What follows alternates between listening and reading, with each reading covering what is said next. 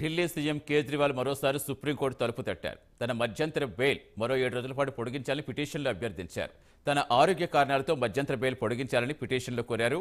ఎన్నికల సందర్భంగా సుప్రీంకోర్టు ఆయనకు ఈ మధ్య మధ్యంతర బెయిల్ మంజూరు చేసింది.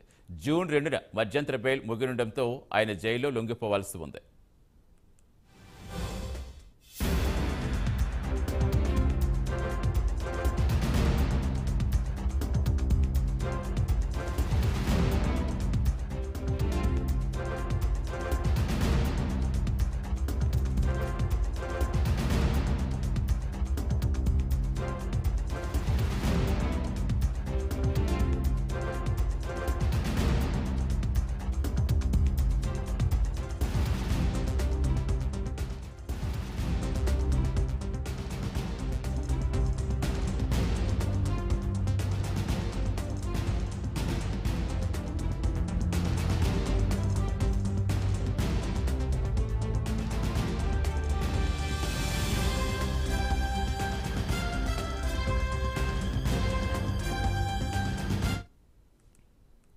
ఢిల్లీ సీఎం కేజ్రీవాల్ మరోసారి సుప్రీంకోర్టు తలుపు తట్టారు. తన మధ్యంతర బెయిల్ మరో 7 రోజుల పాటు పొడిగించాలని పిటిషన్లో అభ్యర్థించారు.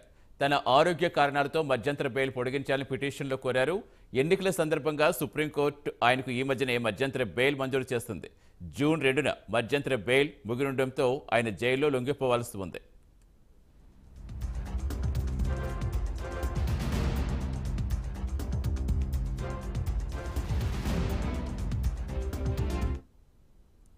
పూర్తి వివరాలు ఇచ్చేందుకు ఢిల్లీ నుంచి మా కరెస్పాండెంట్ రామకృష్ణ జరుగుతారు. రామకృష్ణ, ఇంకా కేజ్రీవాల్ తన బెయిల్ పిటిషన్లో ఇంకా ఏం కోరారు, ఏం ప్రస్తావించారు? అయితే కేజ్రీవాల్ తన బెయిల్ పిటిషన్ ని పొడిగించాలని కోరారు. అయితే దీనికి సంబంధించి కోర్టు ఎలాంటి డెసిషన్ తీసుకుంటే చూడాలి. ఎందుకంటే ఇటీవల కేజ్రీవాల్ ఎలక్షన్ సందర్భంగా చేసిన వ్యాఖ్యలు ఈ నేపథ్యంలో ఆయన బెయిల్ పిటిషన్ మీద కొంత అనుమానాలు లేకపోతున్నాయి. కోర్టు పొడిగిస్తుందా లేదా అనేది చూడాలి. మరి కోర్టు కానీ పొడిగించినట్టుగైతే మాత్రం అంటే సాక్ష్యాధారాలు చాలా వీక్ గా ఉన్నాయి కేజ్రీవాల్ విషయంలో అనేది కూడా ప్రధానంగా అనిపిస్తుంది. ఈ నేపథ్యంలో బెయిల్ పొడిగించవచ్చు అని చెప్పేసి కూడా న్యాయ నిపుణులు చెప్తున్నారు. మరి ఒకవైపు కవితకు బెయిల్ పిటిషన్ కూడా హైకోర్టులో ఉంది. ఈయన బెయిల్ రాలేదు.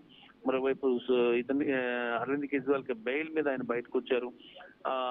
ఎవిడెన్సెస్ అనేవి కొంత వీక్ గా ఉన్న నేపథ్యంలో అరవింద్ కేజ్రీవాల్ ని బెయిల్ ని పొడిగించే అవకాశాలే ఎక్కువగా ఉన్నాయని చెప్పేసి తెలుస్తోంది Satish. Right, thank you Ramakrishna.